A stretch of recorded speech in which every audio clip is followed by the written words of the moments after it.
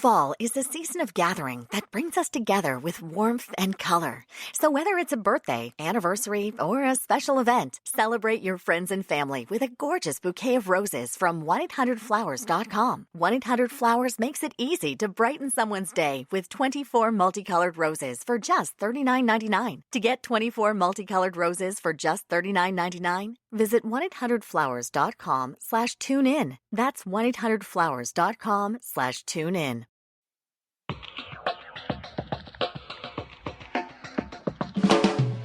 Hey Mason, I really need a good gift for my generic loved one. Any ideas?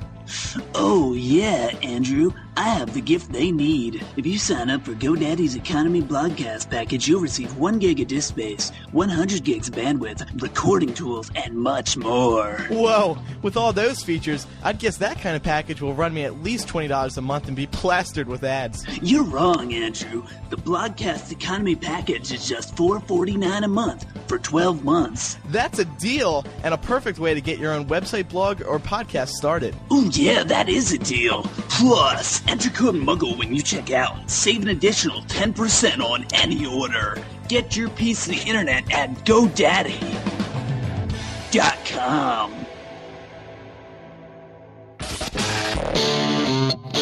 Because Laura may be walking the plank, this is MuggleCast episode 133 for February 23rd, 2008.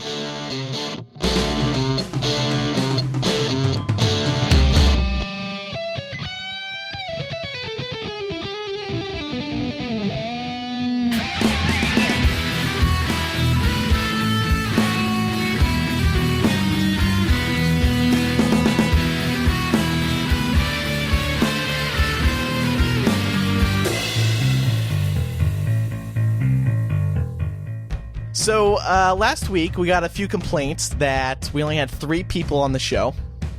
And, nobody's appreciative anymore of the hard efforts we put into MuggleCast these days anymore. So we said, you know what? Okay. All right. You listeners are cranky. You're bugging. You want more? This week we got 6 people on the show and a new host. Hello. I would like to welcome, on behalf of everyone, Elysa Montfort to the show. Round of applause, guys. please. Elysa Montfort. Hey. Now, Elysa has connections to MuggleNet. She's a girl. Elysa? True that. She's a girl, too. Imagine that, yeah. I'm one of the head moderators for MuggleNet fanfiction. Sweet. MuggleNet fanfiction's been around for what? Oh, God. 3.5 years. years. Yeah. It opened October of 2004. Wow, Newbie. Awesome. And Shut up, Eric. Newbie. 5 and 1/4 years here. Yeah. So, Elysa, we're very excited to have you on. You're a friend of all of ours. Thanks. Are you excited? You said you were a little nervous. Yeah. I was a little nervous at first, but I think I'm good. I mean, yeah. I'm pretty comfortable now. Okay, good. All right, we're confident you're going to be good on the show. I'm Andrew Sims. I'm Eric Skull. I'm Laura Thompson. I'm Micah Tannenbaum. I'm Matt Britton. And I'm Elysa Montfort.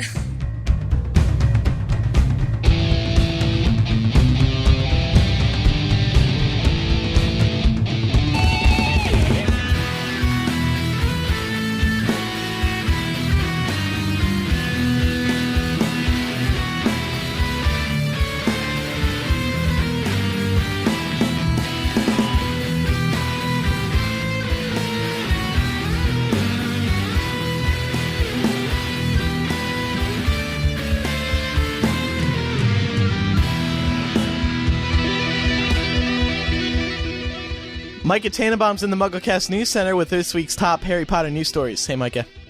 Alright, thanks Andrew. As if anyone needed to tell us this, MTV published an article on Friday about research concluding that the Harry Potter series can in fact be addicting. The story notes, in a just-finished study that's being submitted to the Journal of General Psychology, psych professor Dr. Jeffrey Rudsky and 2 of his undergrad students at Muhlenberg College in Allentown, Pennsylvania, report that they found characteristics of addiction in at least 10% of the 4,000 Potter fans they polled online. While the doctor discusses that the end of the series did have serious withdrawal symptoms for some, likening it to going off a drug cold turkey, he also said he chose to do the study on the end of the Boy Wizard saga over the conclusion of the hit series The Sopranos because of his 15-year-old daughter and the things she's taken from it. She's picked up guitar because she wants to be in a wizard rock band, he said. She's studying Latin because she wants to better understand J.K. Rowling's choices of names for her characters. She started reading Stephen King and John Irving because they spoke with Rowling at Radio City 2 summers ago. If that's being an addict, he's down with it. David Barron has revealed to the Herald Sun that a new scene has been added to the upcoming Half-Blood Prince film in order to remind moviegoers that nowhere is safe. Having J.K. Rowling's approval of the scene, Barron is confident that people will like it. He says, but this was brought in because Joe Rowling was able throughout the quite lengthy book to keep dropping little snippets of what was happening in the outside world. There'd be people reading newspapers and talking about how somebody's parents had been killed or somebody had been withdrawn from school because their parents didn't think it was safe. And we're making aware that the Muggle world is also experiencing these disasters, but thinks they are disasters rather than the work of Voldemort. The book is peppered with those moments, but we couldn't do that quite so easily in the film. So the extra scene comes in the middle of the film, and it just reminds us the world is no longer a safe place. Even in what would normally be considered the safe haven of the Burrow, nobody's safe. Lois Lowry, a children's book writer, has updated her online blog with information about the Giver movie. She had hoped Order of the Phoenix and Half-Blood Prince director David Yates would be able to direct The Giver. However, he has just decided he wants to do the final Harry Potter first, thereby postponing The Giver by several years. While this is not confirmed by Warner Brothers yet, it appears to be a pretty reliable source. And a new MTV Movies blog entry comments on the Deathly Hallows rumors. MTV says that a source at Warner Brothers told them an announcement was coming within the next week or two, but we've learned that MTV may have not been told this at all. Finally, reports have emerged online that 2 new actors have been cast for Harry Potter and the Half-Blood Prince. David Legeno will play the role of the werewolf Fenrir Greyback, and Ralph Ennison has been cast for the part of Death Eater Amicus Caro. That's all the news for this February 23rd, 2008 edition of MuggleCast. Back to the show. Okay, thank you, Micah. You're welcome, Andrew. You want to do a little competition this week? You were saying? Yeah, I'm feeling in a giving mood this week. So I figured, what better way than to give somebody out there a chance to read the news on MuggleCast. And the way we're going to run this little competition is anybody out there who listens to the show, send in a 30-second spot to mugglecastnews@gmail.com. And what we're going to do is we're going to go through and we're going to pick out the top 5. And then on next week's show, we're going to play the top 5. And we'll put up a poll on MuggleCast.com. And all the fans can vote to see who they think is the top news anchor there. And the following week, we'll have that person on the show to record the news. And that's it. Cool.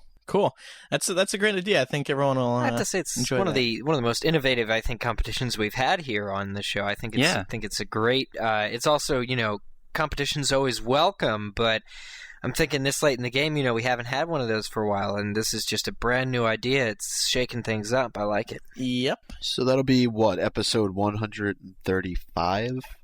Yeah, that sounds right. We'll play the news for whoever wins, and hopefully it's good competition. Yeah. Can I enter? Can any of us enter? Do you really want to do that much extra work? I mean, isn't that kind of like what Mike is trying to do anyway? He's trying to get a week off the news. That's true. He'll still have to script it, won't he? Or will these people be in charge of scripting? No, it's their whole own responsibility. Do it all? They have the MuggleCast News Center for the weekend? Yeah. They do. It's You get to go to Micah's house. All expenses He'll paid, lock you in except his for flight, hotel, car. Yeah. I'm sorry. I mean the transcript dungeon. He'll lock you down there. Speaking of news, couple new developments this week involving the movies. Firstly, reliable source reveals David Yates is directing Deathly Hallows. This is a little leak that I'm sure Warner Brothers is not very happy about. Lois Lowry, a children's book writer, updated her blog online and with information about the Giver movie. She has a book called The Giver. Has anyone read it? Yes, and it's so good. I love that book. Oh my gosh. Would it be a good movie? If they do it right, yeah. Would David Yates be a good director? Yes, absolutely. I think he would be. but Well, it unfortunately, doesn't look like he's going to get to. So well, not yet. Not yet. She updated her blog and said that David Yates has just decided he wants to do the final Harry Potter film first, thereby postponing The Giver by several years. That's an exact quote. So this is the nail in the coffin, if you ask me, in terms of director rumors, right? Yeah. Well, it is kind of, but I mean, it's not totally official or anything. I mean, heck, I decided I want to do the final Harry Potter book or movie, but you don't seem, it being official for me either. Right. Well, I mean, what I'm saying, it looks like Lois Lowry and David Yates talked to each other a few times because apparently David Yates has planned on doing The Giver. But in my head, I see a phone conversation going down where, they're calling each other up, whether it's on Skype or, they got their numbers through Facebook or whatever. And they called each other up and David Yates is like, sorry, Lois. I mean, I'm going to do the Potter film first. And then she proceeded to defriend him on Facebook. Yes. She wrote a nasty note about him, tagged him in it, and then defriended him because all of them have Facebook. But no, I think this is a pretty reliable source. To be honest, though, I'm relieved. Because obviously, is reliable because he was going to adapt her book. She's a respectable author, and I would jump the gun. I would take this as official, or at least I would be very relieved because, to be honest, I think David Yates is very capable. And I'm really relieved if this is true, if he's doing the 7th movie. I'm really happy with that.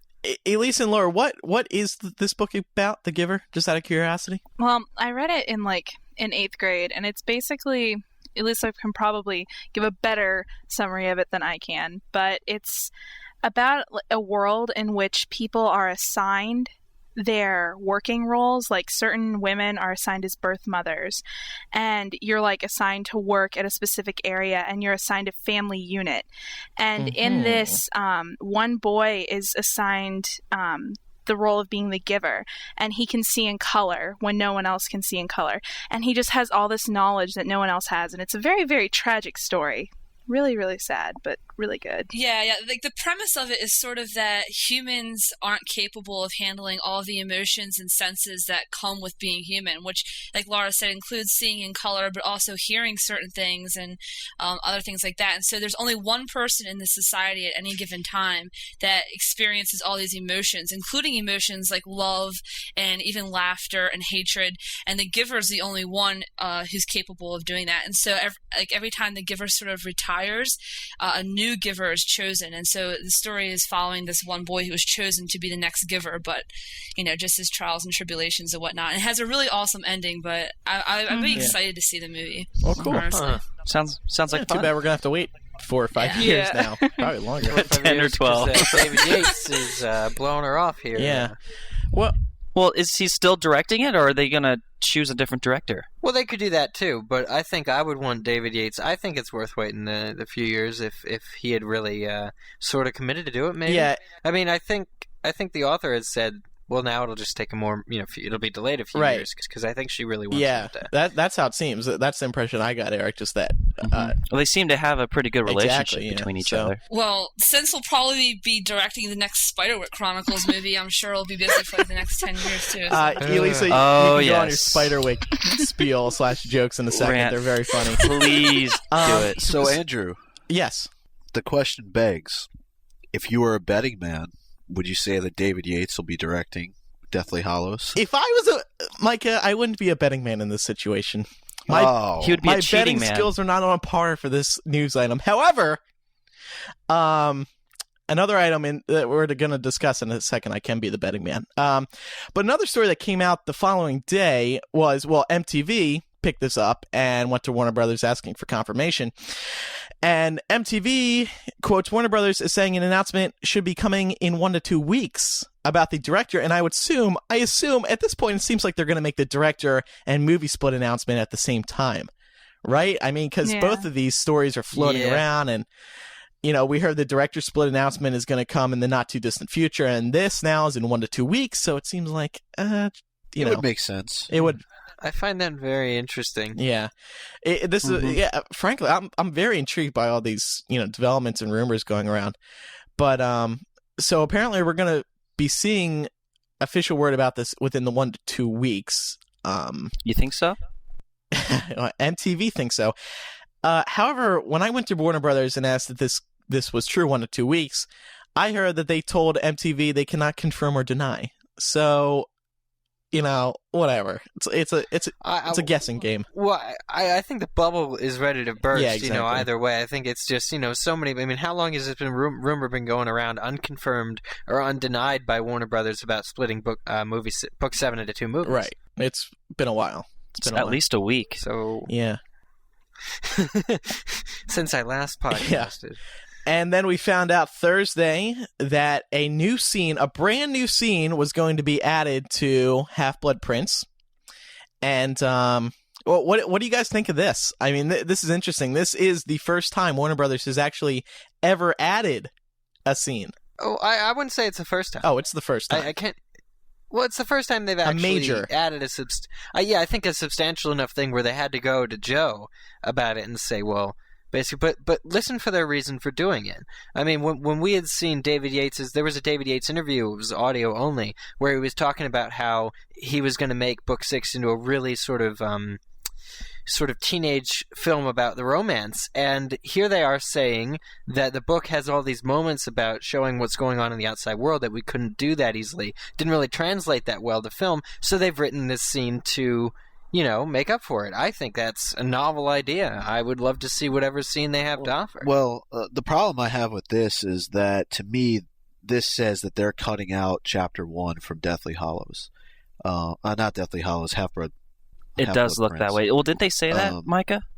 You did hit the nail on the head there, Micah. No, they said this is going to be in the middle of the film. That. They say this is in the middle of the film, which leads me to believe that the whole scene with the Muggle Prime Minister and Scrimgeour and Fudge is going to be cut and essentially replaced by this scene that they're making to show what exactly is taking place in the Muggle world.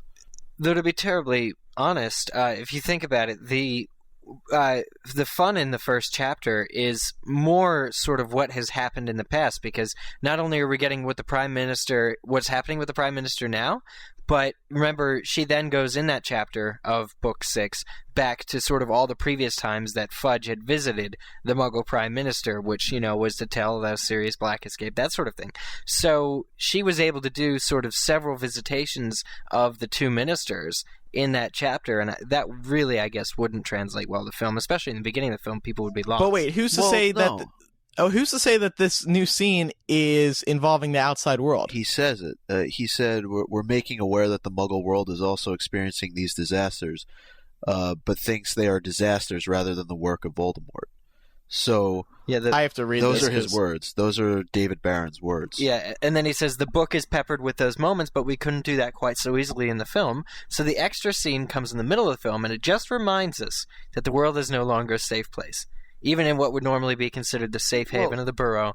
And they could have done it quite easily if they just followed the first chapter of the book. But that would have been too easy. You're right, especially talking about the bridge collapse and all those kinds of things. They could have done that. Yeah. Well, Elysa, you have pretty strong opinions on how the movies should be directed. What do you think of this? Oh, man. I mean, honestly, we're not going to know if it works or not until we see it, but I sort of think that the whole premise of it trying to make up for other areas that they can't portray, I think that's a little... I don't know. I'm not quite sure that I buy that. Because, a lot of the things that are in the books that were showing what was going on outside the Muggle world were, the Daily Prophet, the newspapers, and then, of course, Harry seeing names that he recognized in these articles and stuff. And they've used the Daily Prophet. Just in the last movie, you saw a bunch of, newspaper articles coming up on the screen, and they used that last time. I don't know why they couldn't use it this time as well. So, I thought it was Andrew awesome. Sims, he was on set. Okay, fair enough. This is the whole story behind the additional scene. Andrew Sims went on set, and they were talking about using that to pass time. No. And Andrew says, no. I didn't like that in movie 5, dudes. But just have to write another scene. We're missing one huge big thing here. He says, David Barron says, even in what would normally be considered the safe haven of the Burrow, nobody's safe. I think this scene happens in the Burrow. It has to do something with the Burrow, which is what I thought he was alluding to just now. I think it happens in the Burrow. I don't think it has anything to do with the outside world. I think the purpose of the scene is to just show that nobody's safe, but this scene's going to be in the Wizarding World. Quit picking on the Weasleys. I don't know. I'm just a betting man. I don't know. Yeah, but if something happens to the Weasleys, it doesn't really emphasize the danger in the Muggle world. Right, but what if you're just reading into it too hard and it has nothing to do with the Muggle world? He said it does. That's exactly. No, he doesn't say it does. He just says he just says Joe's scenes show what happened in the Muggle world. Yeah, and we weren't able to portray that, so we wrote this scene. So if this scene doesn't really make up for that, then it's just a crap-added scene, and I'll be very upset.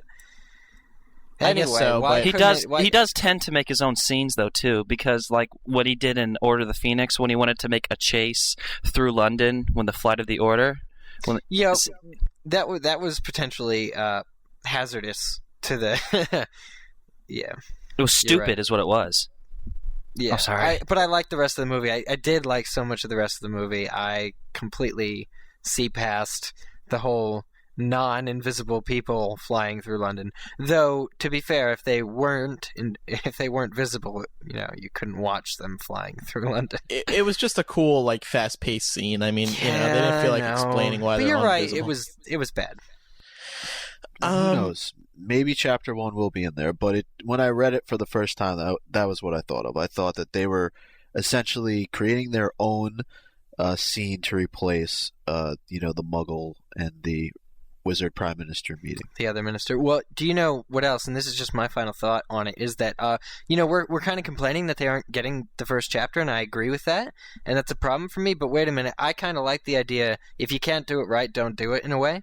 I like that, and I like the idea that we're going to still have some really good scenes in the books that were never translated to film. I agree that the film should be accurate representations of the books, but there are some things that are always going to be better read, and I think maybe Chapter 1 of Book 6 will be one of those moments where it's just you love reading the book, even though there's a movie out to supplement. I kind of agree with Eric. Yeah, I don't really think that inventing a completely new scene is that big of a deal if it's just sort of portraying what we already know is happening in the books anyway. It's not like they're inventing huge major plot points. I mean, they're not saying Aberforth was, the giant squid in Animagus form or something. They're not like putting something completely random in there. I mean, but if he were, can you imagine a giant squid and goat?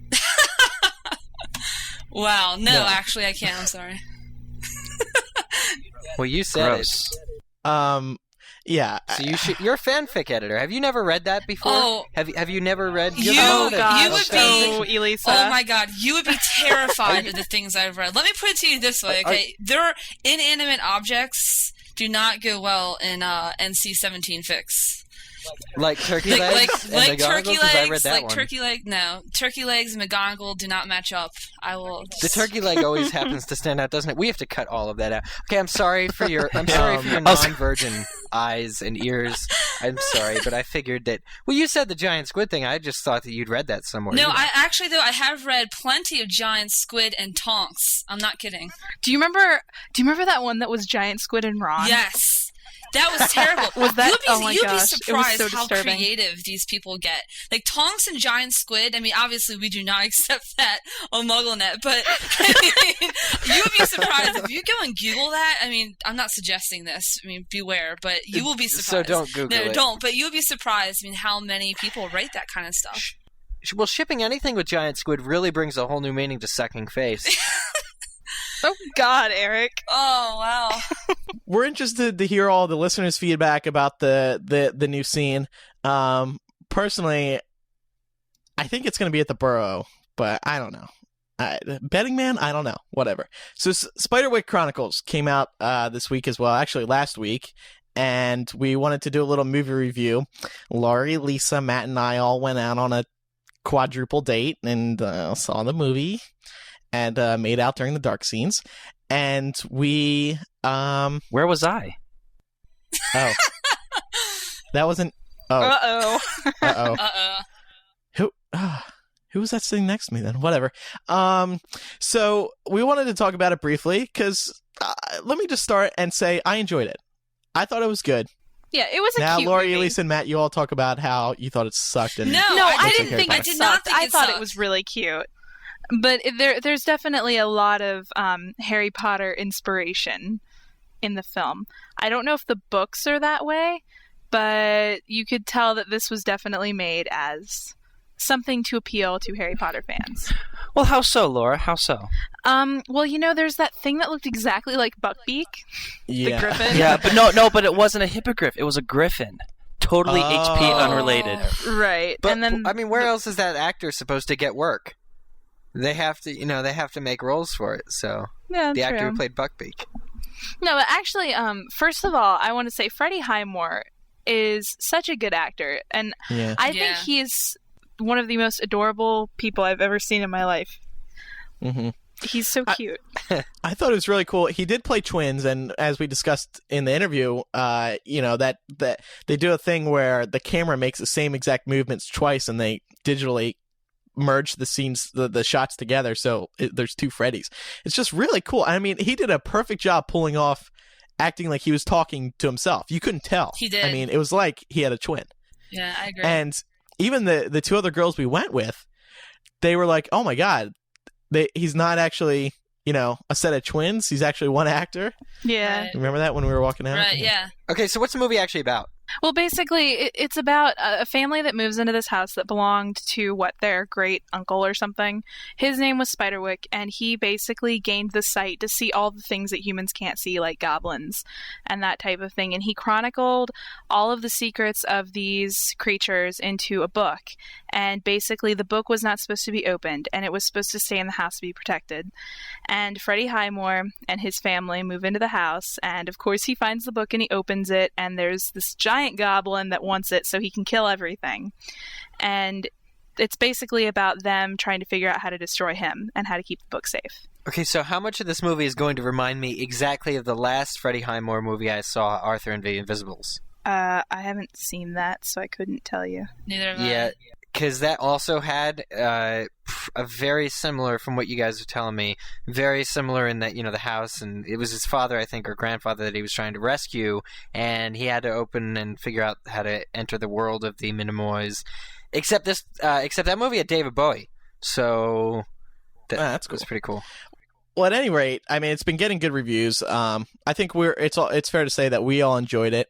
Elysa, you want to tell a story about what you said once the credits started rolling? Oh, the credits started rolling. I just said directed by Alfonso Cuarón because it was pretty much. I mean, the first 5 Harry Potter books rolled in one. And what really got me, I was so confused. I guess because I hadn't read the book. And don't get me wrong, I really did enjoy it, and I thought that Freddie Highmore did a great acting job actually. But I was so confused by the allergy season crap that was all over the place. Like it honestly seemed to me like it was like a promotion for Claritin Clear. I expected like a little disclaimer to show up, like symptoms may include bloody nose, saggy jowls, death by nuclear radiation. And I was just so confused. But you know what? But it was good. It was good though. I mean, I enjoyed it. I guess just Who has asthma? Basically, through the whole movie, it looked like a Claritin commercial. Like the sky was bright blue, and there would always be like little dandelions flying around, and so it really did look like a Claritin commercial. Wow. It was good. It was also a promotion for Campbell's tomato soup and honey. And honey. Yeah. See, I like that though. I enjoyed the little things that like the one little creature that lived in Spiderwick's house. He needed honey to calm him down. Thimbletack, right? Thimbletack? Was that humble tack? Thumbtack? I'm pretty sure it was Thimbletack. Dobby? Okay. Was that his name? Dobby. I'm just kidding. It was like a Dobby creature hybrid or something. The one thing that really got us was when they were all flying on the Griffin. Yeah. The two Freddie Highmores. I just remember remember when we saw that scene, I turned over to Andrew and I said, I could have sworn I've seen this scene before. Yeah, it was very reminiscent. But at any rate, we're just playing around, having fun. It was a good movie. I would recommend you would see it. I'm sure all of us do. Yeah. Oh yeah, definitely. It's very enjoyable. Yeah, Micah. One other thing you wanted to bring up this week is some casting news. Yeah, we finally started to get a little bit more information about two characters, Fenrir Greyback and Amicus Caro. Both have been cast for Half-Blood Prince, so I think one of the concerns people had would probably be more on the side of Fenrir Greyback being in the movie as opposed to Amicus Caro. Don't know that many people really care if, we knew the Death Eaters by name, but I was kind of getting concerned, and it still begs the question: is there more casting information to come? Right. I'm getting really scared. They're not even still casting the new minister yet. Right. We haven't heard who's the new Scrimgeour's played by? No, we have not. I guess the one thing that could be holding them up is just that they haven't started filming with the actor yet. So, I mean, So it's not relevant to know who the actor is going to be. Well, right now, I guess. I don't know. I'm sure, they have a reason for everything. They got their reasons. They're not the best reasons, but they have reasons. Maybe he's cut out. I don't think they'll cut him out of movie 7, so, it just kind of happens. Well, when would we get... Is there a time that Warner Brothers releases a full cast report for a movie? Is that something that they would do? I would think by the first teaser trailer, they would have all the casting out. I mean, that just makes sense for me because that's just when they're starting to kick off the publicity. Yeah, it's when they're done with principal photography and everything. Well, is that true? Teaser trailers come out before that. Yeah. Teaser trailers can be out for anything. If you recall, even the new Indiana Jones trailer, it has some from the upcoming movie, but most of it is the previous 3 movies.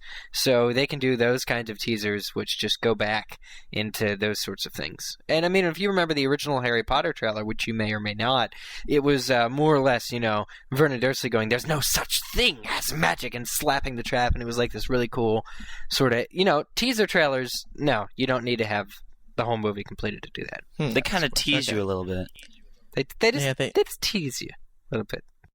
I guess that would make sense why they call them teaser trailers. Yeah, that's what I was Why do they call them thinking. trailers at all? Okay, so moving on. Announcements. All right, so moving on to announcements, this sort of is relevant to our first news item that we were talking about. It comes from Lucas. I was planning on talking about it anyway, but Lucas read my mind as I emailed him. It's Lucas 16 from Chicago. He's been on the show a couple of times when he calls in during the live shows. He writes, "I think that you guys should have one more live show that lasts for a couple hours. You haven't had one in a while, and I know that tons of people would love it."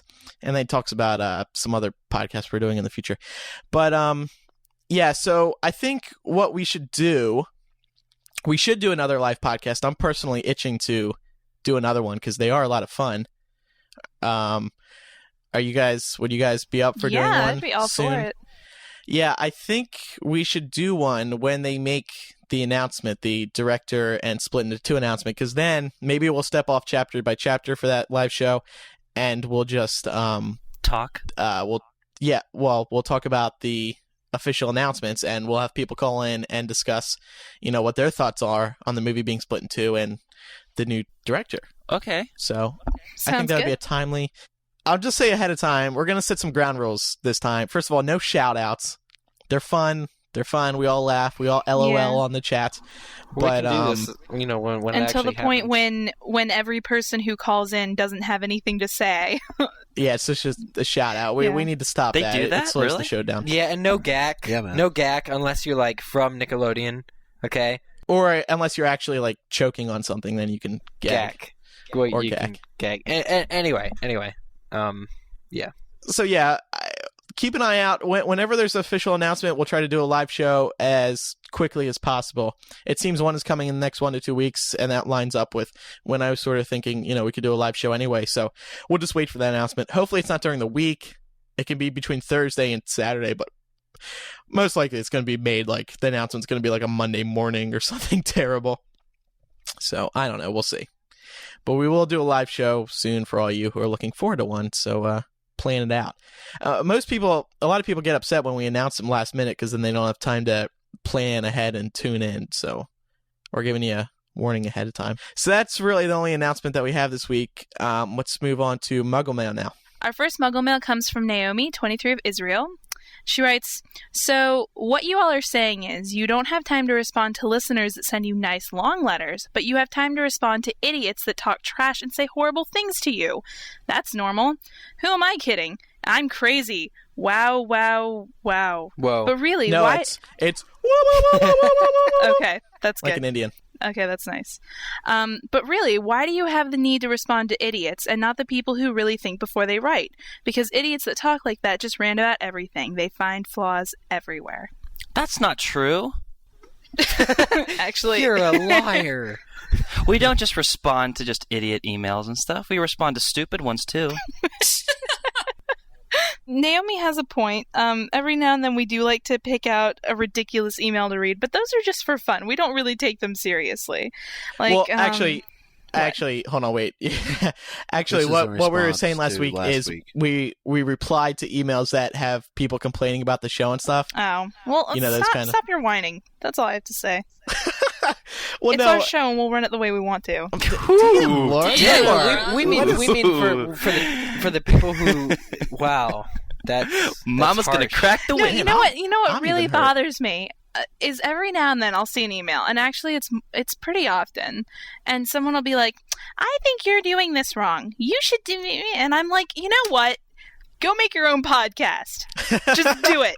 Damn. If you don't like the way we run ours, make your own. Listen, we do everything for a reason. The reason why we said that we reply to the emails that are negative, we reply to the ones that have claims that we're doing something wrong, like a serious issue. I'm not really talking about like hate mail. Like, we don't really reply to hate mail. We just reply to things that with people who are like every so often we'll get a parent who's like, "I can't believe you said this word for my son," blah blah blah blah blah. So like, and then we laugh. To us, that's I mean, moderate what your kids watch.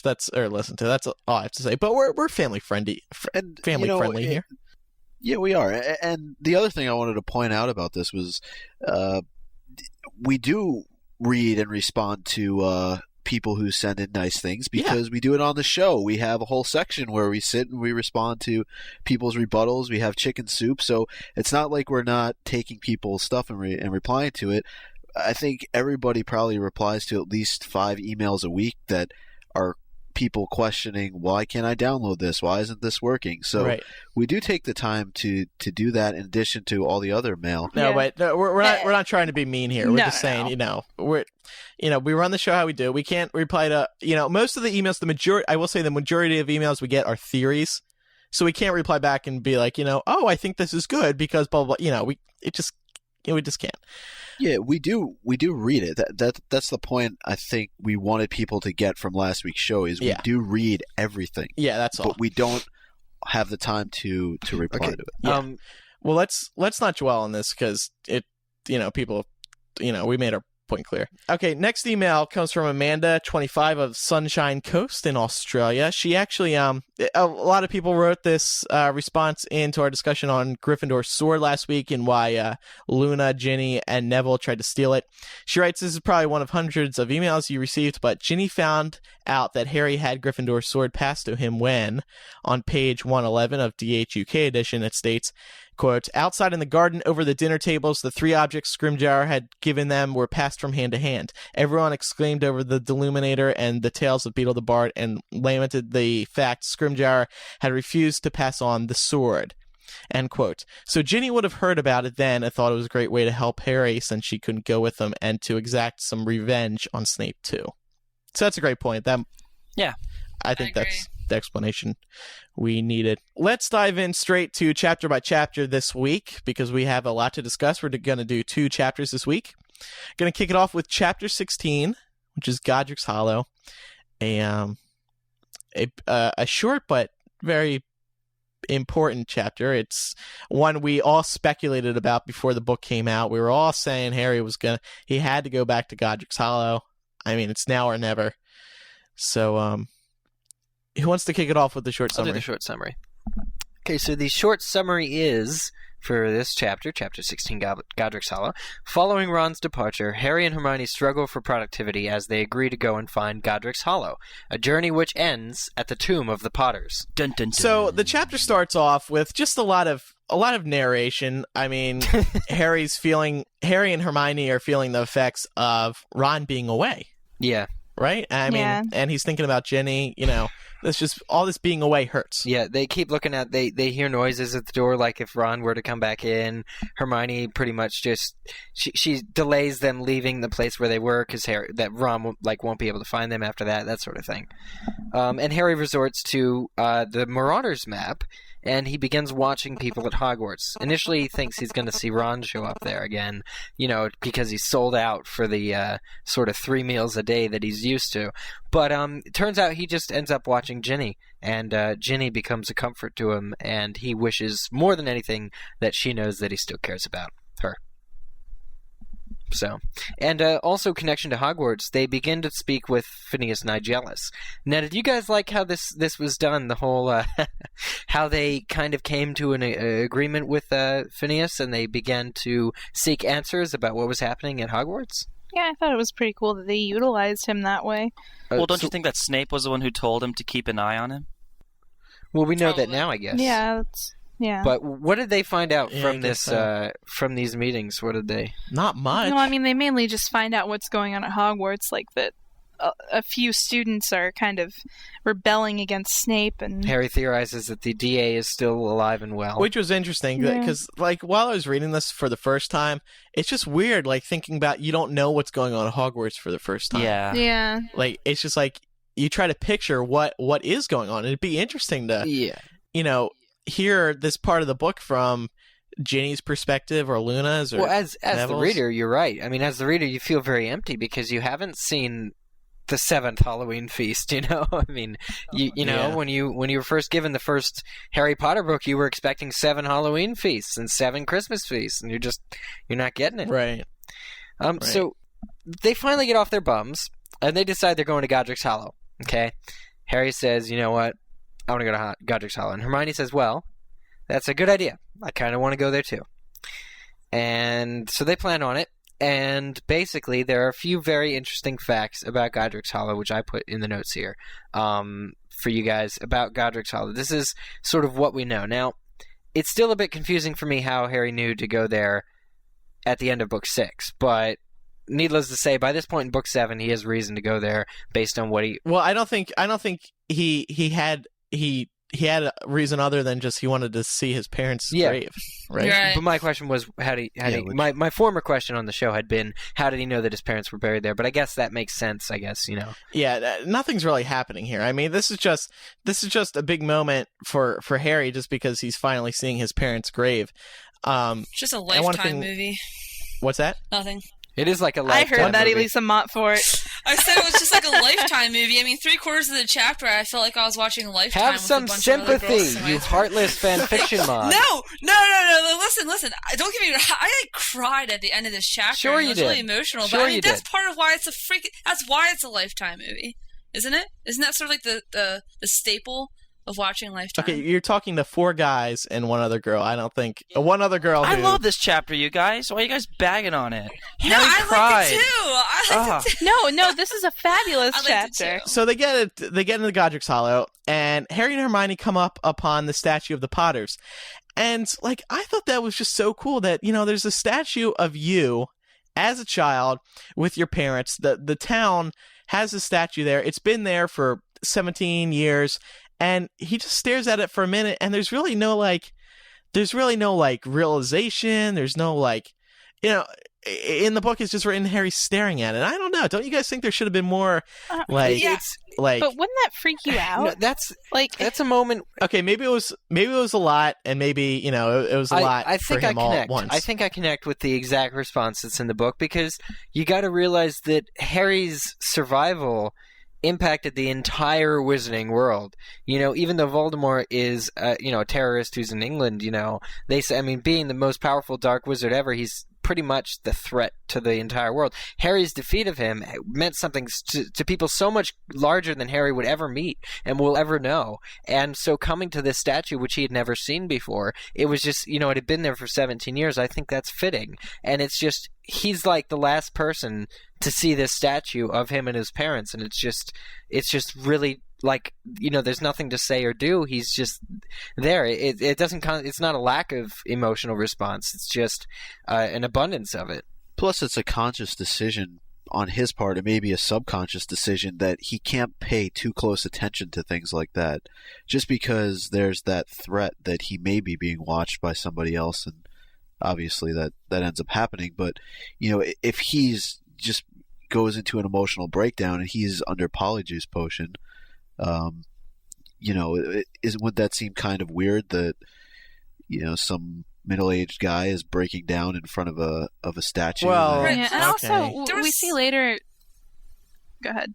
No, I think I was going to say the same thing that you're going to say, which is just that we see a lot of emotion later when he's at his parents' grave, and then again, a little less sadness. But when they see that sign that pops up later with all like, the graffiti written on it and stuff. So I think there was so much emotion already transpiring in that short period of time that it didn't really surprise me that there wasn't anything more intense at that point. But I understand that point completely, but it didn't really surprise me.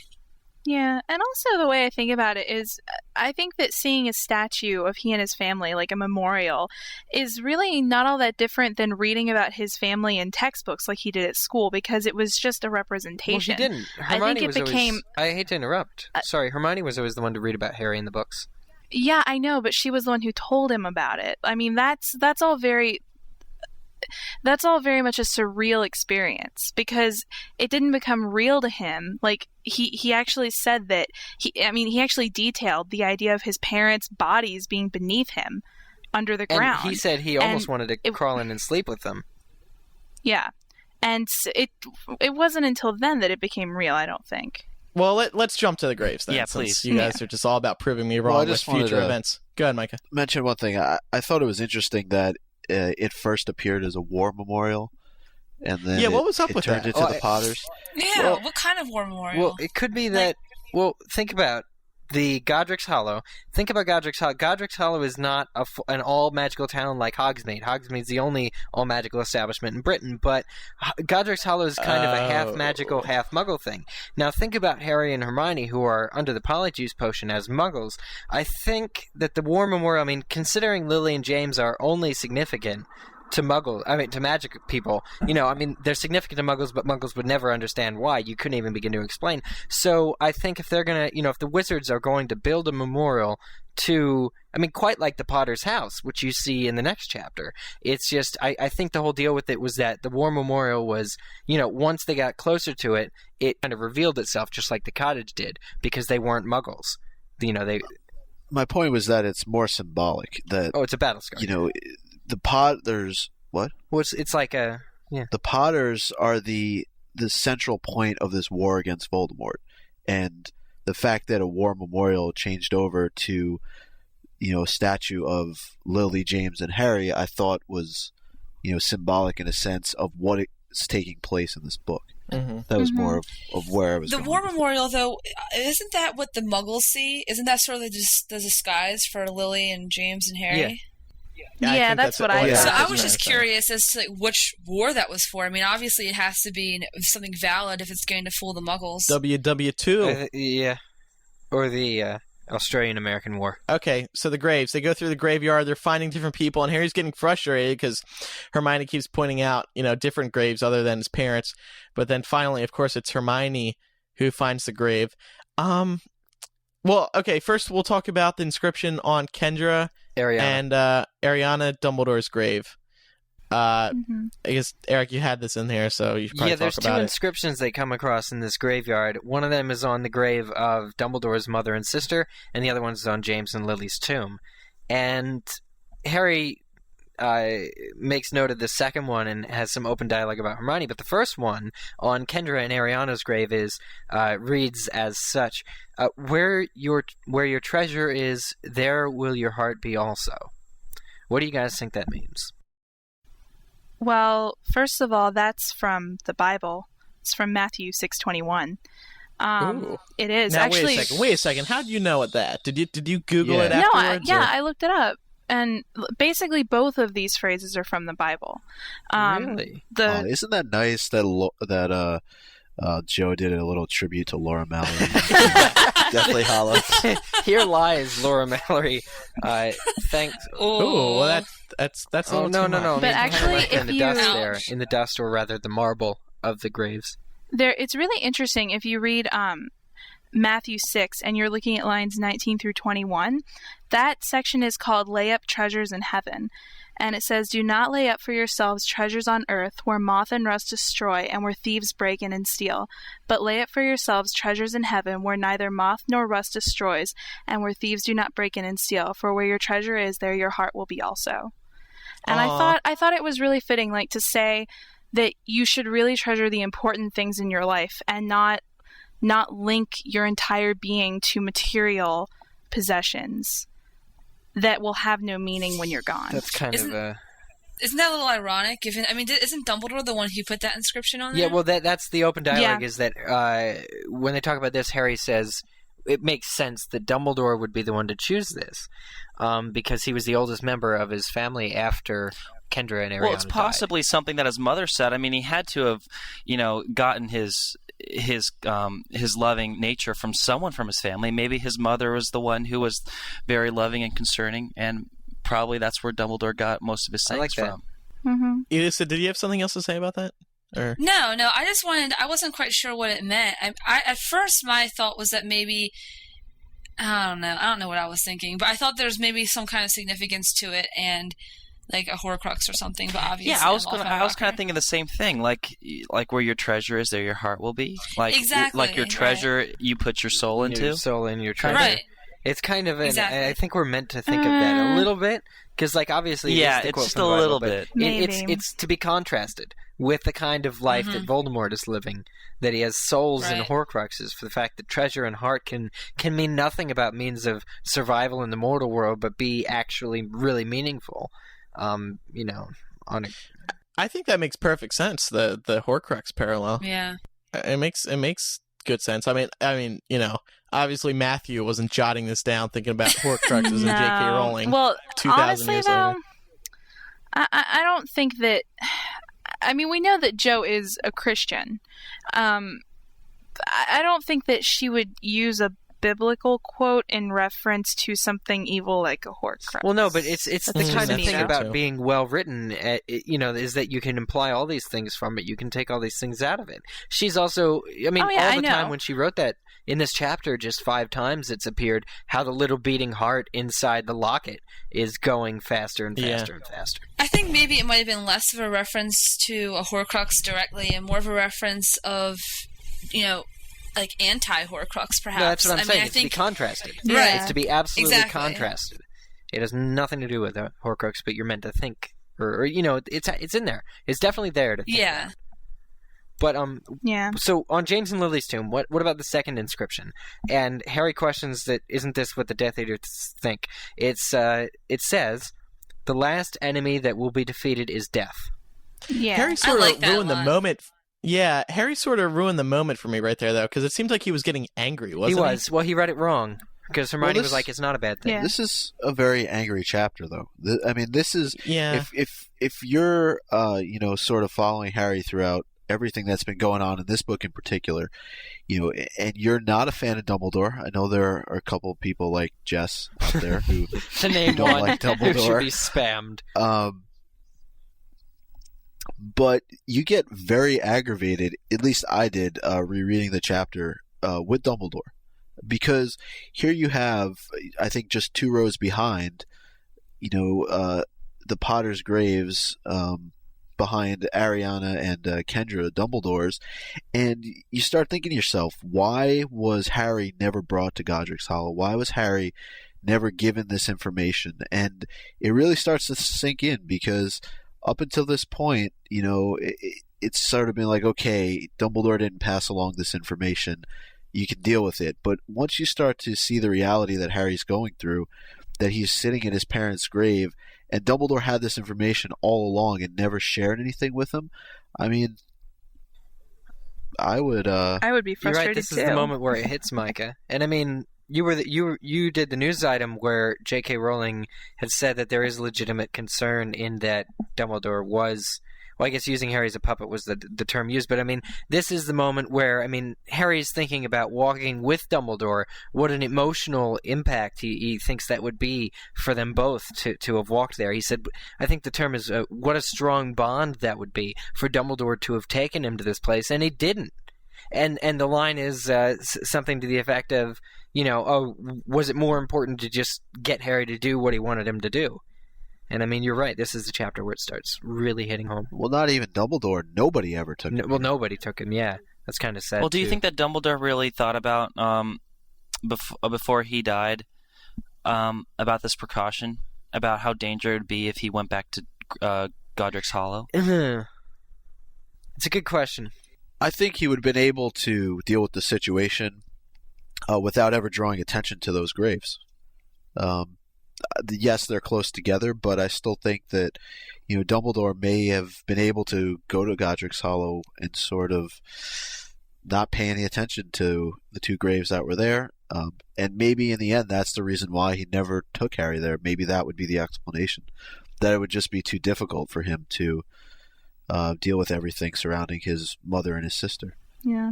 Now, Andrew, I actually want to hear what you think this little inscription means. I thought your interpretation was interesting. Okay, well, what I think... Okay, Hermione's probably right. I'll just say that first. However, when I look at it and I think about it, I feel like it means that... This may sound stupid, but this is just an alternate interpretation. That once everyone in the world is dead, then there will no longer be death, and it is therefore defeated. Let me read the line back. The last enemy that shall be destroyed is death. Will be defeated. It won't exist anymore because everyone's dead already and they can't die anymore. Okay, but that's like... Okay, that would be like saying that everything on the planet would have to die, though. Like, including the planet itself. Honestly, I never thought of it like that, and I don't think it's a stupid theory at all. I just think that... Thanks. I really don't. I think that it sort of assumes that maybe in order to destroy death, you have to eradicate it, and I think that was something as ambivalent as as death, that it's something that more has to be overcome and not eradicated. And I sort of think that that's where maybe Laura's interpretation fits in, is that if you can overcome it, then that is sort of destroying death in a sense. And I think that James and Lily were overcoming it through, keeping Harry alive through their sacrifice, as she had suggested. Well, Laura, what is your interpretation? Well, it's basically what Elysa just said, that it's for anybody who has overcome their fear of death. And I mean, I think about Lily and James, who are living on in their son. Yeah. And I think that regardless of what your belief in any sort of afterlife is, you do leave an impression in this world, whether it's through your children or through the things that you've done. I really think that you do. And just like reading it in terms of how it's presented in the Bible, because it's in Corinthians, that whole, it's like Corinthians 15:26 or something, but all through Corinthians 15, it's about the resurrection of Christ. And it talks about that. And there was one part that was kind of eerie reading it, because it reminded me a lot of the scene where Harry was walking to the Forbidden Forest and he saw his mother and father and Remus all standing around him when he put on the resurrection stone. Because it talked about how there would be one to be resurrected and all the apostles would see him and all this other stuff. And it was really... Wow. You could definitely tell that J.K. Rowling was schooled very much That's a good in call, religion. Laura. That's a good call. Yeah. Well, that's what I thought of when I was rereading it. I thought specifically of the Deathly Hallows and Harry being the master of death, and the fact that he has that whole scene at King's Cross. And I like what Elysa was saying just before about the Potters living on through Harry. They, in their own way, they defeated death by stepping in front of the curses that were meant for Harry. I guess Lily more so than James, but even still, James died protecting his family, and Harry sort of gives up at the end and knows that him sacrificing himself is supposedly for the greater good. That kind of quote to me ties in with the Hallows and ties in with his actions in the end of the book. Mm-hmm. Well, before we go to chapter 17, can we just talk about the scene as a whole, as when they film it in the movie, how beautiful it's going to be when you see Harry and Hermione holding each other, looking at the parents' grave in the snow. Yeah, and I was thinking of that, and immediately I closed my eyes and I could just picture the typical Emma Watson. But see, worried that's the face. thing I'm kind of upset. I mean, kind of nervous for. I think it'd be a little better in the film if they don't actually go through the Polyjuice potion, so you actually see Harry and Hermione holding each other in the graveside rather than what they look like through the Polyjuice potion. What's it going to mean, these two strange actors? Yeah, exactly. It's supposed to be a touching very moment. Sentimental, but yeah, you're right. I don't think... And the Polyjuice potion... Like, that's one of the that's kind of what they're saying about movie 6. You know, there's all these precautions they take to make, you know, to make clear how unsafe the world is. But I think it's a better story to tell in a movie if they are not under the Polyjuice Potion at this exact moment. We questioned whether they would be in the ministry scene. It's very just this is a very different fuck, I was gonna say something, I lost my train of thought. It's just the perspective you have while reading, you see Harry and Hermione, but in a movie it's not nearly as effective. They're gonna have to really do something about that. Because yeah, you're right, like Matt and Eric, you were both saying, seeing two random people holding each other just won't make sense. Reading this chapter, I mean, you kind of get an idea as to why Ron wasn't written into it, because I just can't see him being in this scene. I agree. I can't. That's a good point. That's a really good point. I was wondering, I'm not sure that if this was specified or if I'm remembering incorrectly, but who decided on that epithet, the last enemy that shall be destroyed is death? Do we know? I don't think it was ever specified who chose it. It's probably maybe a favorite from Lily or James of the Deathly Hallows from Beetle and the Bard. Well, I would rather venture and say that Dumbledore did that one too. I would like to think that. Well, here's what I was going to say, and I have no evidence of this whatsoever, but I was almost positive that I read somewhere, maybe in one of the interviews that J.K. Rowling did after the release, that Dumbledore had written that, and if so, that gives a whole new perspective to it, because if Dumbledore wrote that, it would sort of almost be like, I suppose, a redemption in a way, that he was sort of, because he went through that whole phase of trying to obtain, the Deathly Hallows and defeating death in a way that it can't be defeated, at least not, but he wrote that sort of saying, I've realized my mistake and, where I made an error in judgment, and now I know, I've learned through Lily and James that the only way to destroy death is to face it and not to run from it. Yeah, I like that a lot. Yeah. Very nicely put. Thanks. Wow. Elisa, you're the girl. You're hired. Yeah. Laura, See get you, off Laura. the show. You suck. No, screw you. Laura! I'm just kidding. You can keep the P.O. box. Laura, bye. Oh, yeah. Speaking of the P.O. box, Andrew, my mom told me that some girl sent you this very serious love letter. She reads the letter? What is she doing opening my personal love letters? No, she didn't put a name on the envelope. I'm just playing. She wanted it to be I'm just found by telling someone you. else. Well, I look forward to seeing it and being creeped out. Let's go to chapter 17. I'm just kidding, whoever Call sent that Crime in. Stoppers. I'm sure it's nice. We should move on to chapter 17 now. Bathilda's secret. Basically in this chapter, to sum up Eric's short summary: hiss, hiss, bite, hiss, crunch, I can fly, hey, cute picture, wait, that's him. No, you totally destroyed that, Andrew. I write these summaries, I put all my heart into them, and it would be... I know. Half of it was hiss. No. I think it came increasing off... degrees. Okay. I think it came off funny. Can I read the short summary? Hiss, bite, hiss, crunch, my wand, look at my wand, I can fly, I can fly, I can fly. Hey, cute picture, wait, that's him. No! Wow. Oh, Okay. my God. That's the short summary. Elysa Montfort, the only one clapping for me. Aww. That's because she's really polite. Thank you, Skype meters. And she's new. She has to suck up to everyone. Yeah, she'll be meaner next time. All right. Yeah. All right, so this chapter, I don't know what to think about this chapter. I mean, this is another... They should have seen this coming. Like, come on. She was so... While everyone was reading this for the first time, did you know that something was up with Bathilda? Oh, like, of course. Absolutely. Of course. Oh, obviously. It was obvious she was a snake. It was absolutely obvious that a giant snake was possessing Bathilda's dead corpse and inhabiting the carcass and leading Harry alone so that she could bite him and break his... Yes.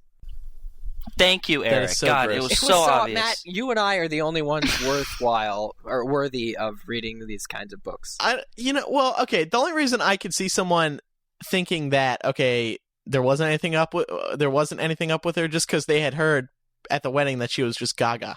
So, I don't know.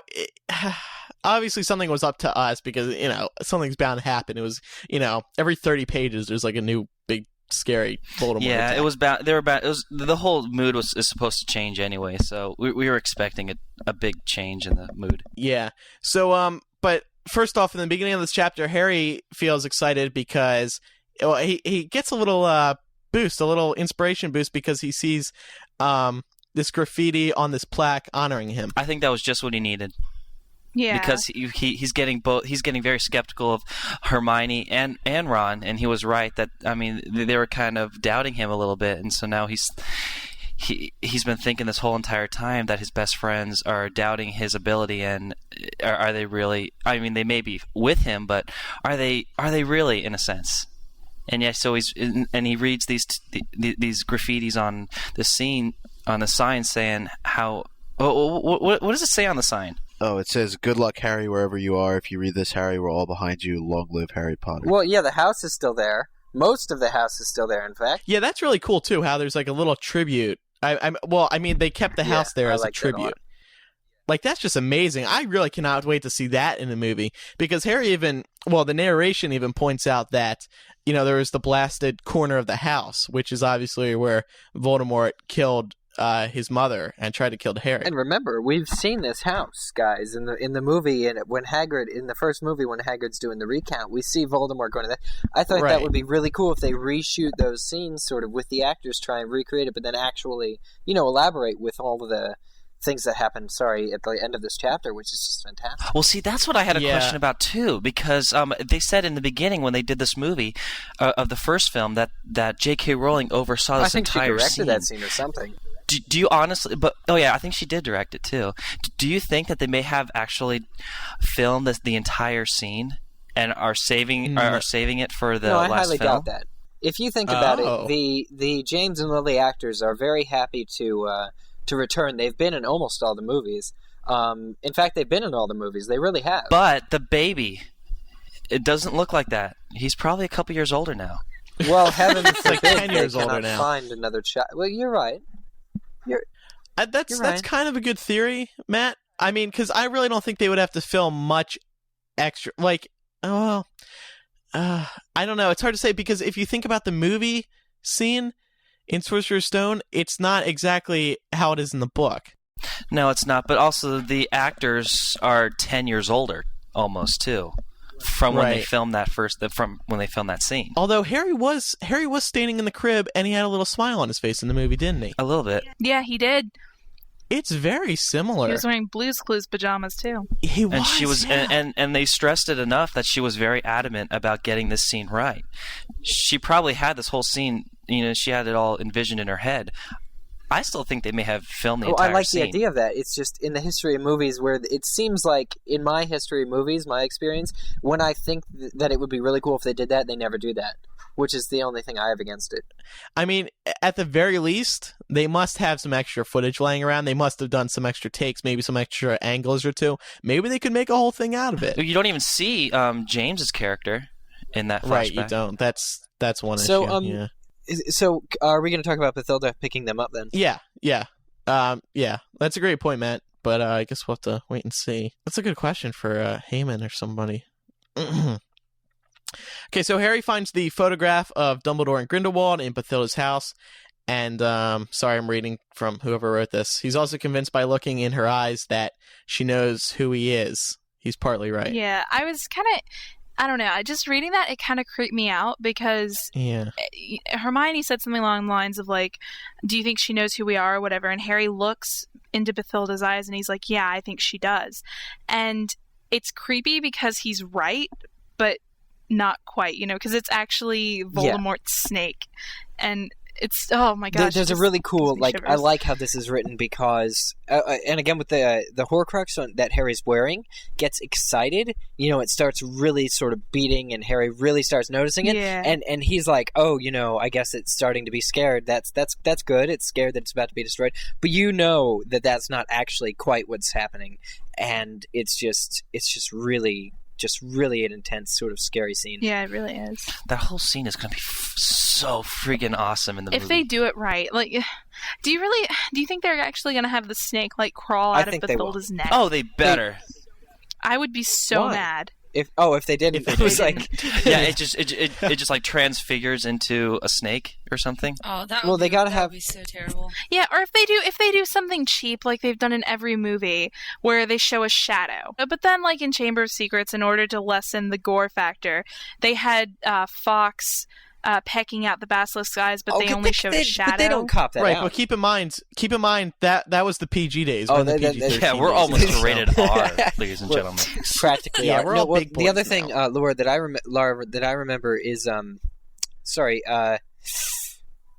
crap.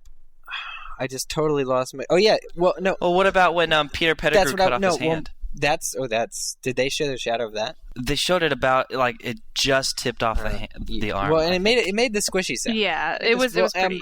What I'm thinking of is, remember in Prisoner of Azkaban when Peter Pettigrew escapes the binds by turning into the rat, and he does that thing where he disappears Right. sort of into his clothing, and the rat comes out there. Like that's exactly the effect I'm looking for in this Bathilda transformation scene. Is Really? Yeah. But does he? He doesn't really She doesn't really transform.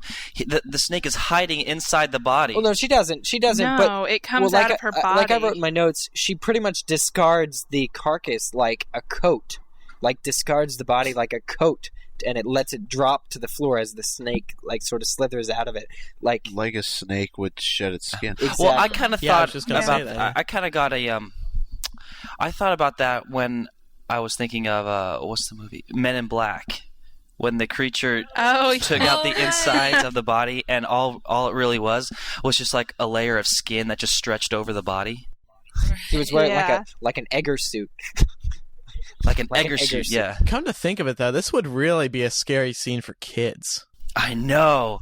I mean, even if it is rated PG-13, I don't know. But let's stick with the book here. Let's wrap this up. So, as we were just discussing, I guess we could skip this too. Harry sees his parents' death through Voldemort's point of view, which is really Well, cool. we can't skip this. We can't skip well, no, this. I'm This saying is we already incredible. discussed a good Oh, part of it, Yeah. movie-wise. But I'm shocked at how little I remembered how cool this actual part was when I was reading it the first time. Book 7, that is, because it really is truly cool.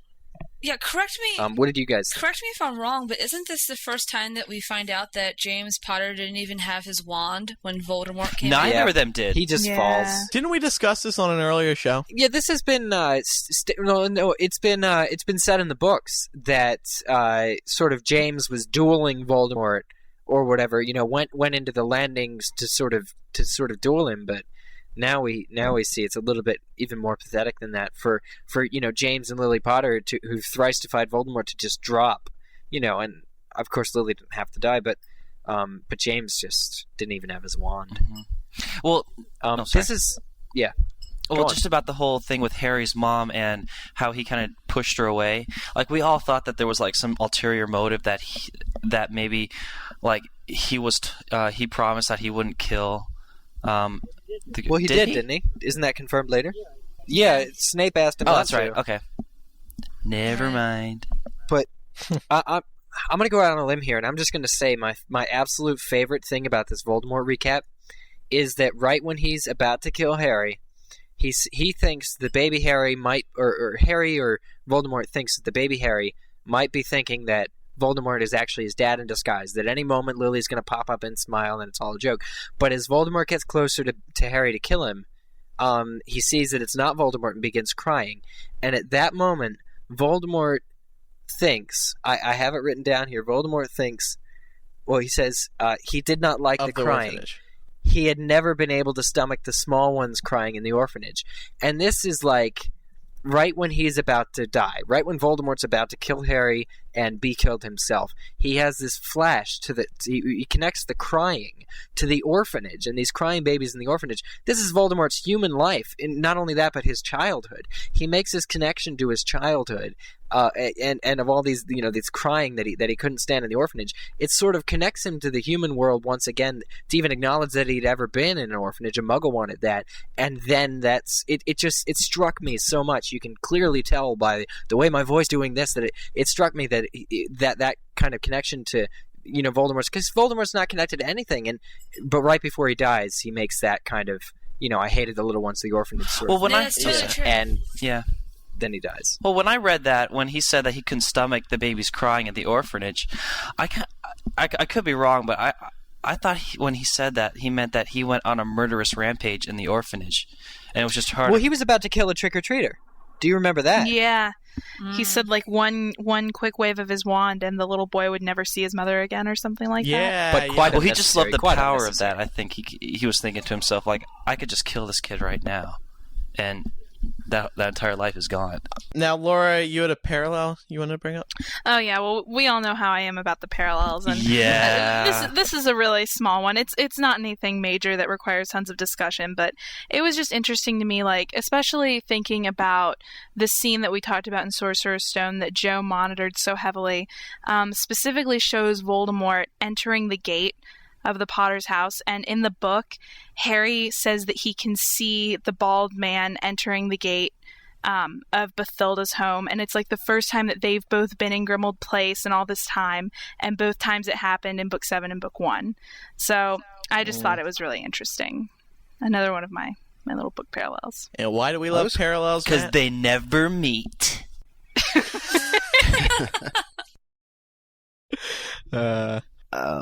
I was just disappointed because there had been so much speculation that there had been somebody else in Godric's Hollow that night. Yeah. And then to not have anything, really. I mean, I think everyone pretty much assumed that Snape was the one who sort of made sure that Lily would at least be offered some sort of protection. But it seemed like, even going back to the movie you guys were talking about, people were always saying, "Oh, it seems like if you look the right way, there was somebody else there in the shadows," but in the end, it ended up not being anybody at all. Yeah, and I mean, when we it was were Voldemort by himself. When we were in London doing our live show, I went out on a limb and made a big speculation about who I thought it was going to be, and then it ended up being no one. I said, well, I wasn't 100% convinced of this, but I figured if it was going to be someone there, it was going to be someone we wouldn't expect. So I was like, Dumbledore.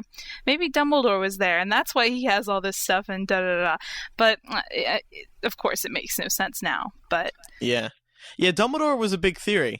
I remember that being passed around a lot. I think you did present an interesting theory if that show. Yeah, I don't remember exactly what I said. Yeah, I just remember it being really good. But then no one in the audience. I remember you said something like, "Everybody raise your hand if you think that's right," and like 2 people raised their hands. Well, see, you have to remember, screw you. There were 3 levels of people. We couldn't see, the upper and lower. I'm sure. We should have been like, "Stop your feet if you think." Yeah, they would put another light out in the bookstore. Oh, that was a classic. Yeah, that was so funny. Elysa and Matt and Mikey, you weren't there, you losers. Okay, so. Thanks, Andrew. Yeah. I'm just kidding. Jerk. Okay, so I think that's about it. Well, just one more thing. Okay. When Harry is you're like Steve Jobs at his Apple keynotes. He always goes, "But there is one more thing," and then the whole crowd goes, "What could it be?" Oh yeah. P.S. The MacBook Air. Yeah. Okay. So no, just when Harry is recapping afterwards. I mean, he'd been tossing and turning in his sleep for hours, which is as it turns out. But when he recounts that Bathilda was actually Bathilda Bagsnake, I should say.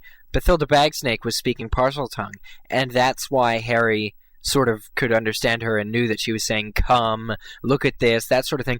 But I don't think it's actually right that Hermione were to let Harry go upstairs alone if she couldn't also hear Bathilda saying those sort of things like, "Come here," and "I want you," and all this other stuff.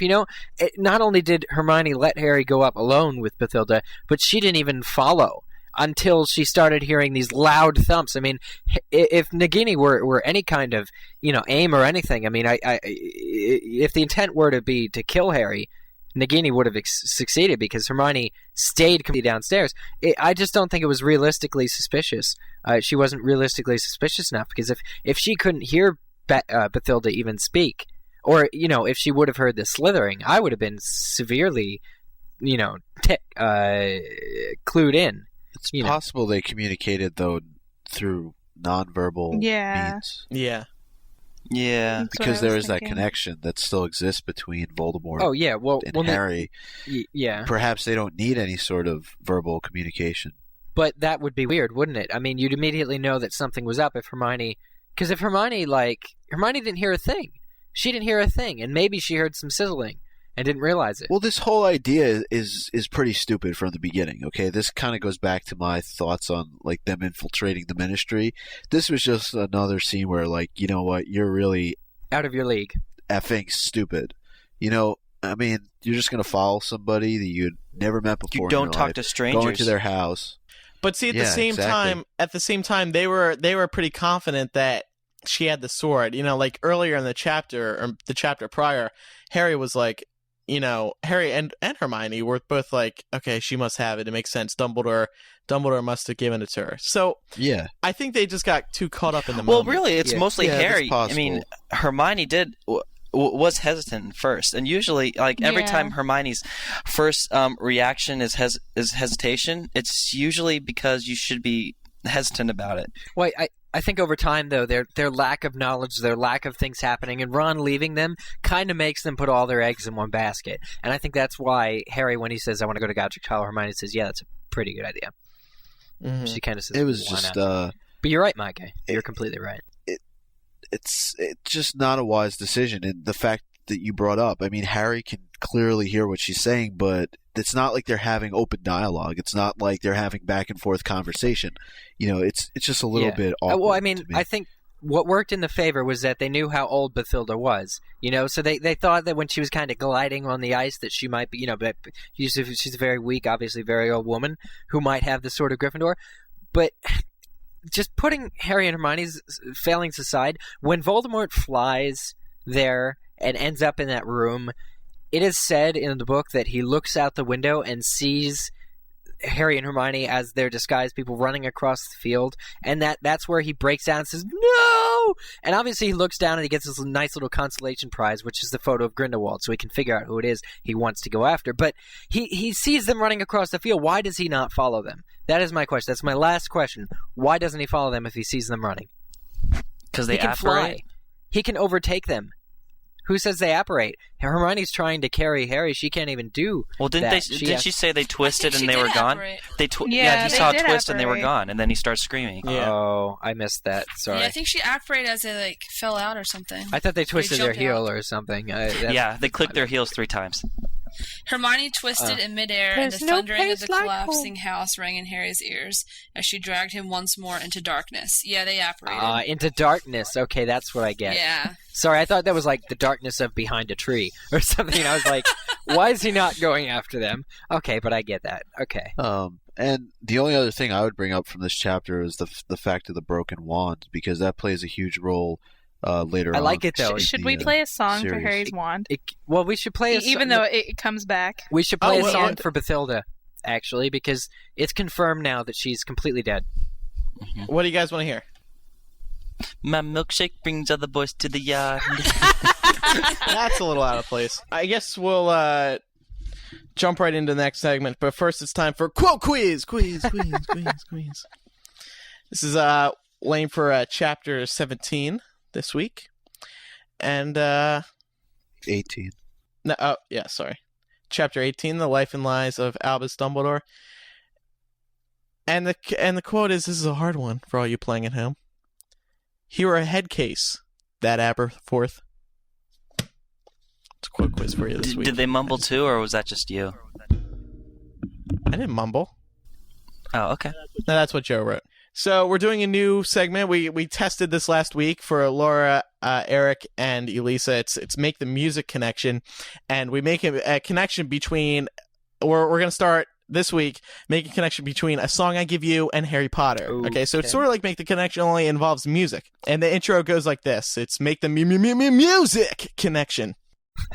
Very nice. Good job. So Eric, Andrew. since you're a lost dork and you have to get out of here. So you're going to give us the song and we're going to have to place it in the series as opposed to us coming up with the song. Exactly. I'm going to give you That's a lot easier. Okay, good. I hope. All right, so Eric, this is your first song.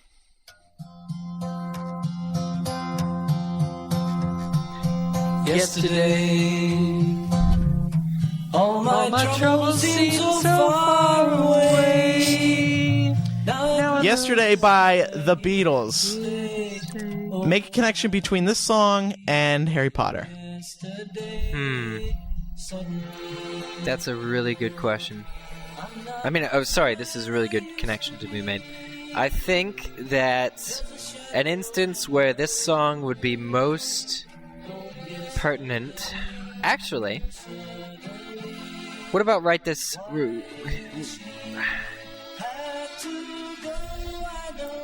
I think a lot of characters are singing this song at different points in the book. Particularly... well, clearly Harry. Plenty of people the night that Voldemort is...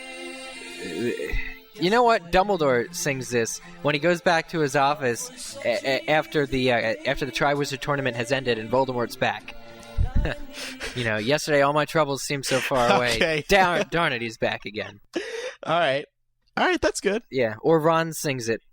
Wait. So what scene was it? Oh, well, okay. Then I'll do the other one. Ron singing it after he left Hermione. Because we read in these chapters that Hermione's crying and stuff. All over Ron. Well, that's what Ron is at home or in the bushes by his house singing this song. Like, why did I have to go and be so dumb and leave? And sorry, yesterday sucked, but I should have left. Okay. Anyway, gotta go. All right. Bye, Eric. Eric, we'll see you later. Okay. Bye, everybody. Thanks for the great. Bye, Eric. Bye. Bye. Okay. Bye. Micah, it is your turn for Make the Music Connection. You ready? Yeah, let's go. All right. This is your song. Let's do it. Of course, the Billy Joel.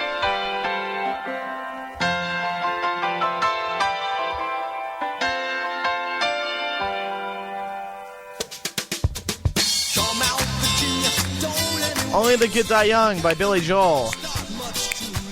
Make a connection, sir.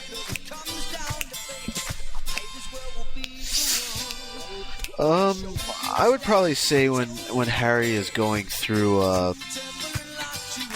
Hogwarts and he's looking over the table and he sees Remus and Tonks. Because in reality, they're still pretty young, Okay. But it's kind of a more upbeat song, It has like some really solemn lyrics, but it's an upbeat song, so I don't. It's kind of hard to place that. The lyrics are terrible if you listen to it. If you get the meaning of the song, it's terrible. I don't know what it is. I've just heard it's terrible. I could just see Harry running down the Great Hall, seeing Remus and Tonks lying there dead, and then he just breaks out and dances to the song. Yeah. Okay. Good. Matt, you're next. Okay. Actually, no. Let's get a girl. Oh. Matt, you're next. I knew it! Mike, I knew you were going to say something. Matt's actually heard, too, I think. He knew that. It's like Andrew set that up perfectly. I was waiting for someone to say something. I didn't even think about that, despite the fact that Matt does have girl attributes. But anyway, Elysa, here's your song. Led Zeppelin?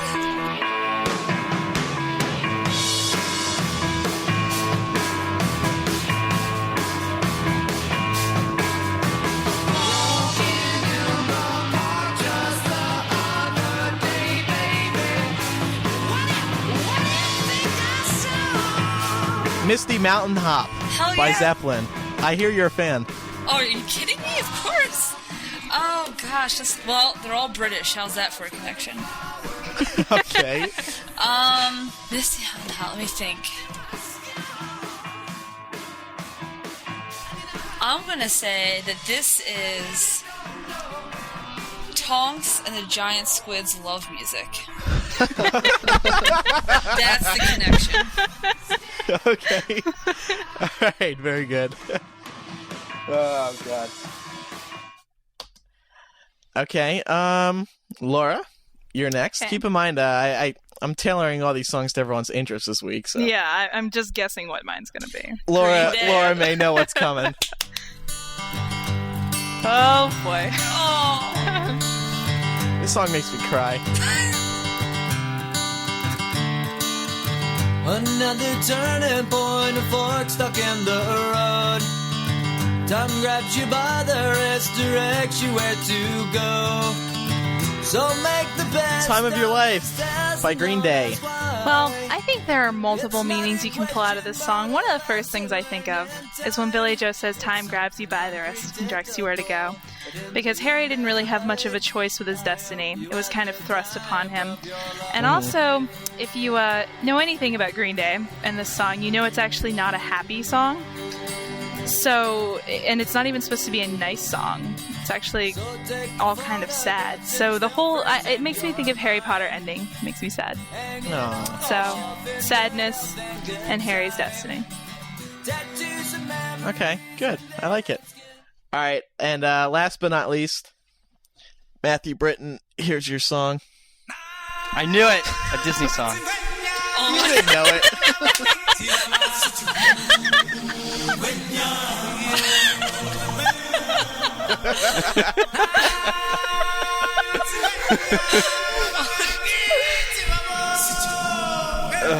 I love when he gets constipated for a second. Circle of Life. It was written by Elton John, right? Yeah. I think. Make a connection. God.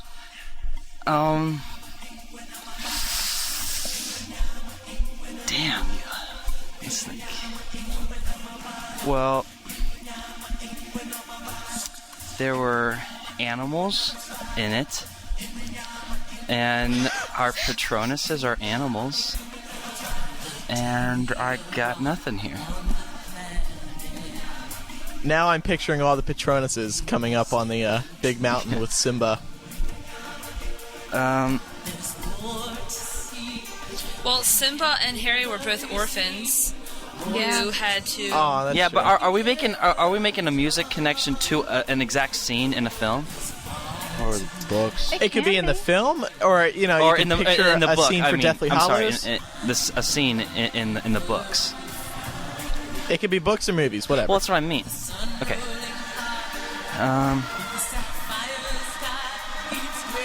Jeez, I have no idea. I'm sorry. Hey Matt, what about Harry or Simba's parental figure dies to save Simba? Oh, I got it. In I can connect the movies, but not the song. Sorry. Okay, go ahead. No, I was thinking because at the very end when Simba and Scar starts walking in circles, it's just like what Harry and Voldemort did at their final showdown. Well, that's true. But the song is just so happy in life, and I can't really make a circle of life because no one gets killed and then eaten after they get turned into grass or something. How about that? Yeah, or just the opening of the entire series, the How about prologue. this? There we go. The circle of life is that Harry ends up marrying a woman that looks exactly like his mother. Oh. What kind of fan fiction do you do now, Elysa? No, Yeah. I'm just saying. I mean, seriously, a lot of people were making talking about parallels that Harry looks exactly like James and that Ginny looks exactly like Lily. I mean, I'm not suggesting anything. I'm just saying. Circle of life. There you have it. We're gonna wrap it up today with favorites. Let's see. So this week's favorite is, what is your favorite movie poster / DVD cover? And I was thinking of that because I was at Best Buy the other day and I was just looking at all the Harry. I got my sights set on. Oh, sorry. The hell was that? Just accidentally clicked my top songs playlist. Just ignore me. Sorry. Ladies and gentlemen, Andrew Sims likes Hannah Montana. It was a complete mistake. I didn't mean to do that. Sorry. Well, the reason why I thought of this was when I was in Best Buy and I was looking at all the DVD covers, and I thought, which one's my favorite? And then, oh my God, I should use as a favorites. So that's why I put it up. I guess we can go with what's your favorite DVD cover and what's your favorite movie poster, because there's always a lot more movie posters than DVD covers. My favorite has to be from Chamber of Secrets. There were quite a few promo images I really liked from that movie, and I used to have the movie poster. I don't know what I did with it, but my favorite one is the one with Harry turned on his side, sort of like his body's turned aside, but he's looking straight at the camera and he's holding the Gryffindor sword. And then Hermione's in the background with her wand up, looking ready to go. And Ron is like a little nervous, but he's also holding his wand. Yeah. Is that for the DVD cover or the poster? That's the poster. That's the movie poster. Okay. Sorry, it's a movie poster. Yeah, I think I'm going to agree with Andrew. Overall, I really enjoyed all the promotional images and the DVD cover for Chamber of Secrets. I feel like after that, a lot of the promo images kind of dissolved into just generic magical type backgrounds. Mm-hmm. Whereas this, they brought more attention to the actors and their props and that kind of thing. And after that, I just felt like all the posters kind of looked the same. Yeah. Which reminds me, Matt and I were in Best Buy last week, and we were looking at all these, and I was just thinking, like, they're all the same now. Like, It's all the same, trio with the wands. Just it's all the same. Yeah. Do something different.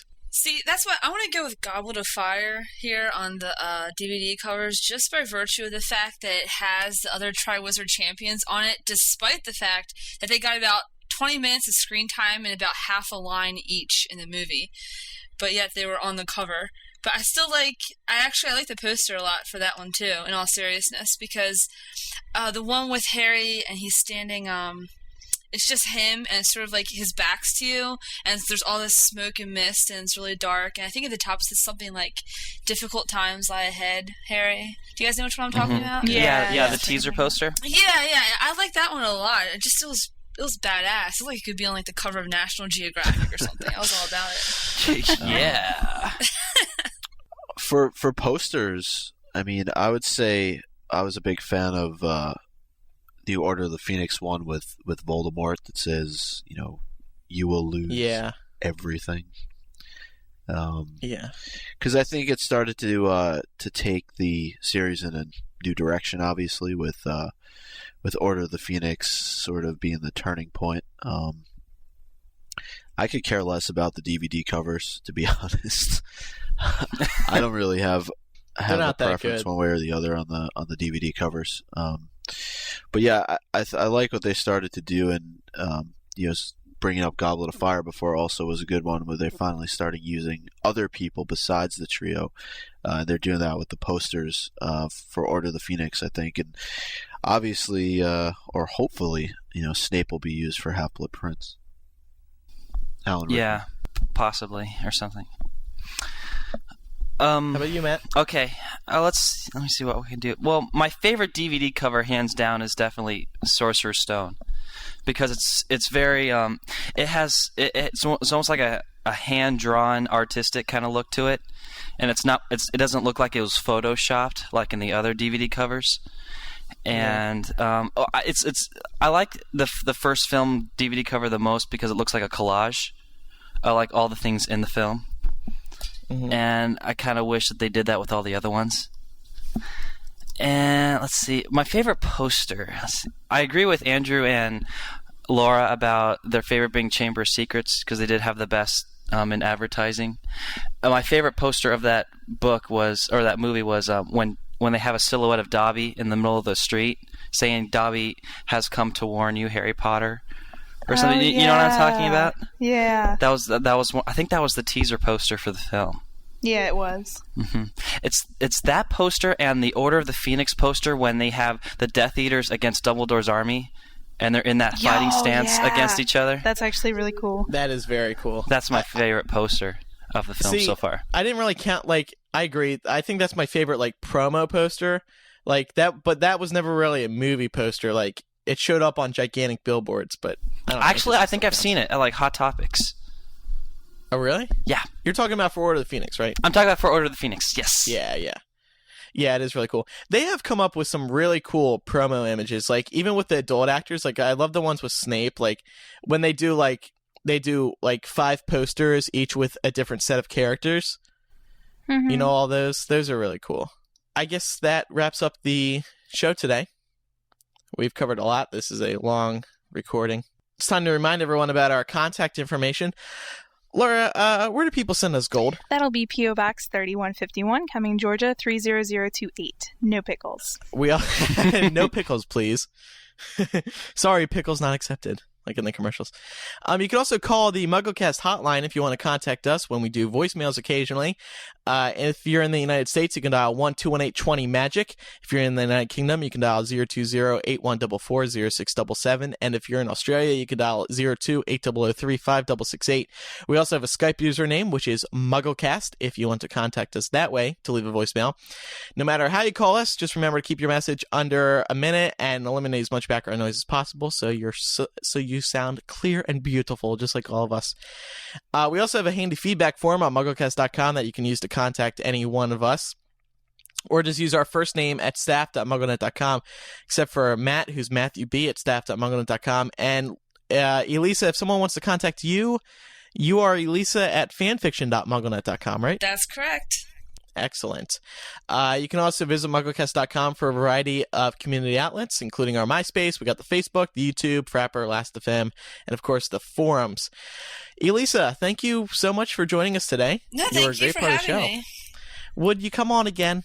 Absolutely, of course. Yay! Would you come on like as much as possible? Hell yeah. Okay, so hell yeah. Hell man, yeah. Hell yeah. She must really want to. Laura, I have some news for you. I better be getting a severance package if that's what you're saying. You're fired. You're fired. I'm Andrew Sims.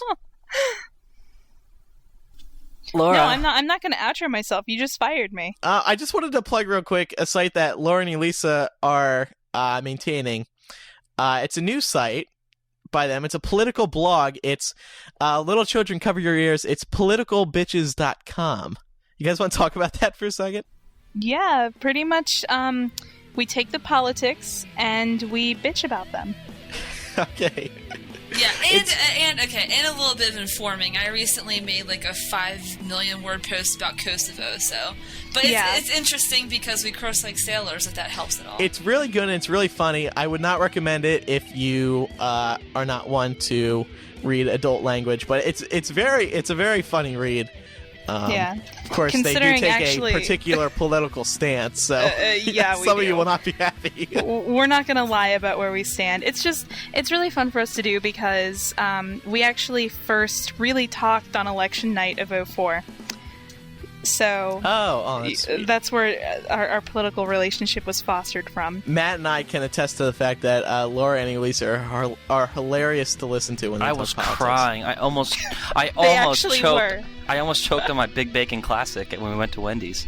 I was concerned for their health. Yeah. And I almost lost it and spit up a Frosty in the back of Elisa's car when she made a joke about being sent to Guantanamo Bay. Oh, God, that was so funny. Surprised I'm not there already. One of the funniest moments of my life. But Elysa, be prepared to get several hundred Facebook requests from now on. Just so you know. Friend requests. Yeah. Bring it on. Yeah. Bring it on. It's fun. Yeah. More power to you if you want to accept them all. Thank you, everyone, for joining us for this 133rd episode. I'm Andrew Sims. I'm Laura Thompson. I'm Micah Tannenbaum. I'm Matthew Britton. And I'm Elysa Montfort. We'll see everyone next week for episode 134. Bye-bye. Bye. Bye. Bye. Bye. Bye.